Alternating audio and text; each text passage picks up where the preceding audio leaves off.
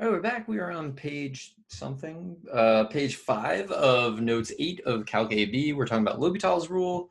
So 0 over 0, infinity over infinity, except you have to be really careful with your work and your notation, and just make sure you're doing it right. So let's take a look at this problem. It says L'Hopital's rule is useful, but it can sometimes get stuck in a loop. And so I guess this is going to be a problem where that happens. So we want to try to evaluate this limit using L'Hopital's rule. I'm just going to like say it's infinity over infinity. So I'm not going to like go through and do all the proper work because I also know it's not going to work anyway. So I'm going to apply L'Hopital's rule and say that the limit as x approaches infinity of x over the square root of x squared plus 1 is equal to, using L'Hopital's rule here, the derivative of the top is 1. The derivative of the bottom is, so think of the bottom as x squared plus 1 to the 1/2. So it's going to be 1/2 x squared plus 1 to the negative 1/2 times 2x. And the 1/2 and the 2 cancel, so you just get x over radical x squared plus 1. So let's simplify that before we try to do anything. So that's the limit as x approaches infinity of radical x squared plus 1 over x. All right. So if I tried to evaluate that, I would just get infinity over infinity again. So let's use L'Hopital's rule again. Limit as x approaches infinity of the derivative of the top. So again, it's the quantity x squared plus 1 to the 1/2. So bring the 1/2 down. So 1/2 quantity to the negative 1/2 times 2x.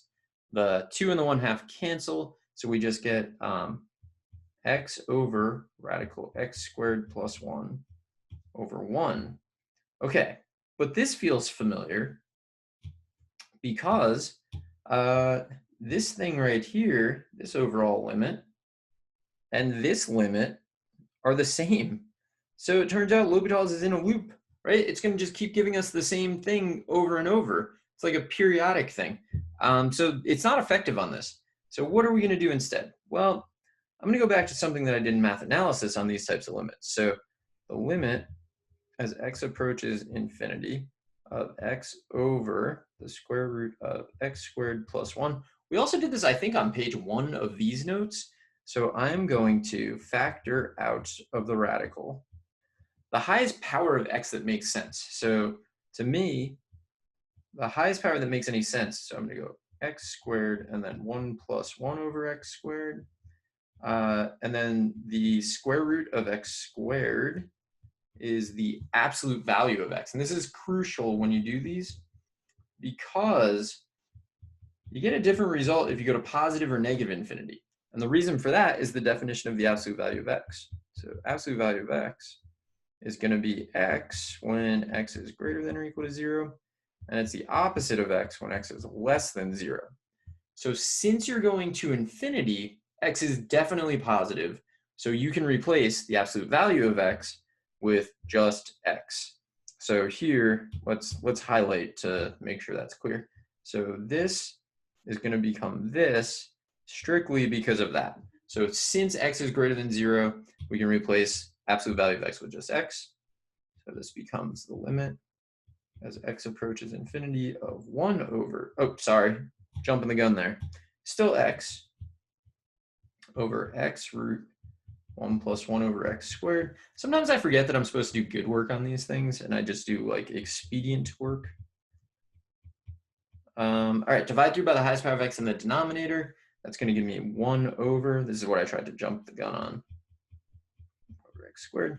Now, if x goes to infinity, 1 over x squared is 0. So this is just 1 over 1. So we get 1, which, as a reminder, means that y equals 1 is a horizontal asymptote of the function x over radical x squared plus 1.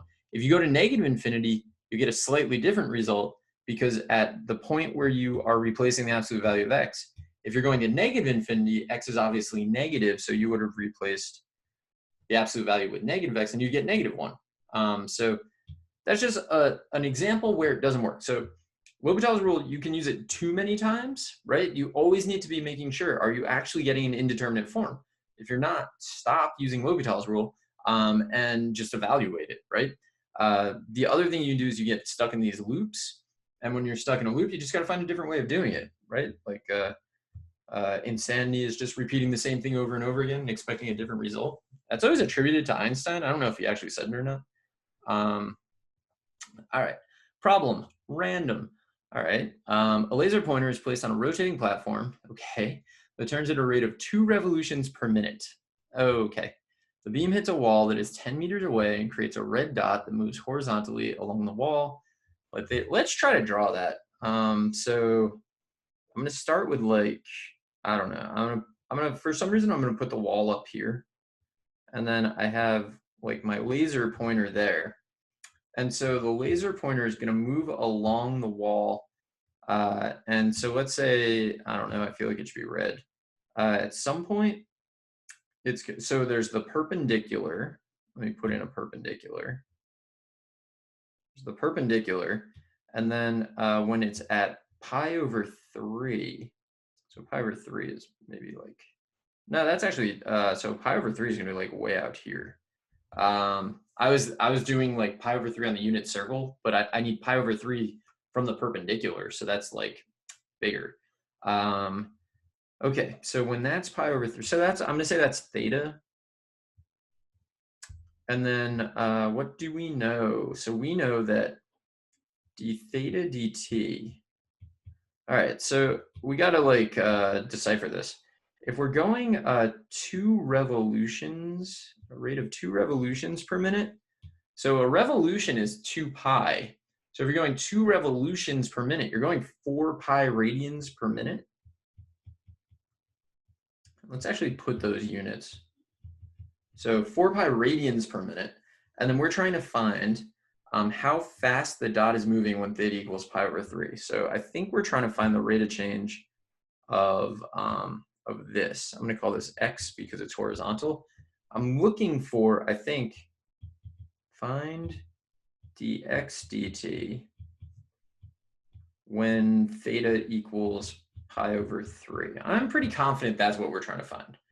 So what could we do that would tell us this? Well, I know, what do I know? Oh, okay, so the wall is 10 meters away. That's key information that I was lacking. I was not lacking it at all. It was like right in the problem. I just got intimidated by the problem. And so I didn't really read it.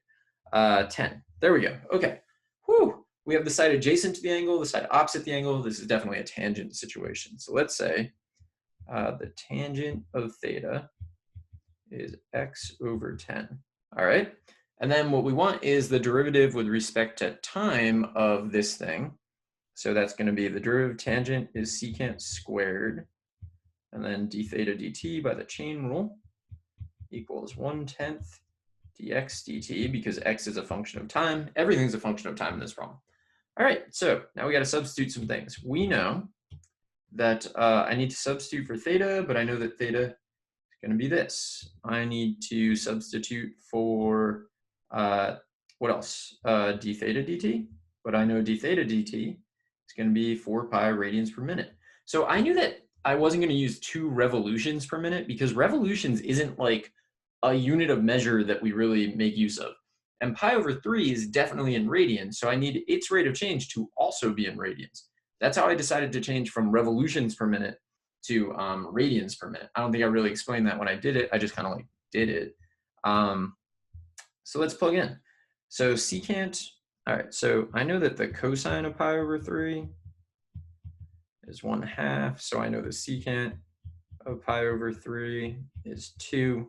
So this will just be 4 because I'm squaring it. And then I got another 4 pi here is d theta dt is 1/10 dx dt. Okay, so this is going to give me 160 pi.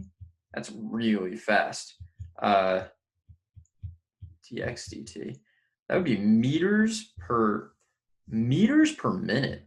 That's insane. Is that right? I'm gonna give this one the old double check.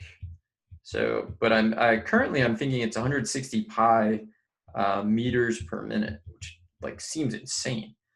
I mean, it's rotating really, really fast though. I mean, 2 revolutions per minute is pretty fast.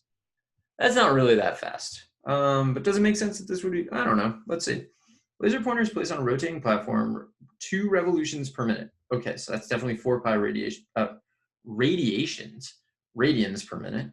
The wall is 10 meters away. Okay, creates a red dot that moves horizontally along the wall. Theta is the angle between the beam and the perpendicular. So that's the angle between the beam and the perpendicular. Sure. And we want to know how fast is the dot moving when theta equals pi over 3. All right, so I mean, it's definitely tangent, I think. And then opposite over adjacent, take derivative, secant squared, d theta dt, 1/10 dx dt, all makes sense to me. And then secant, so cosine is 1/2, so 4, and then 4 pi, and then 1/10, so you multiply by 10. It's just going really, really fast. I think that's the answer.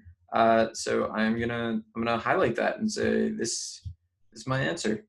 I look forward to the comments if this is wrong, but I think it's not. So I'm gonna end this here. I'll come back in the next video, and I will, I think, maybe finish up these notes depending on what's on the next page. So I will see you there.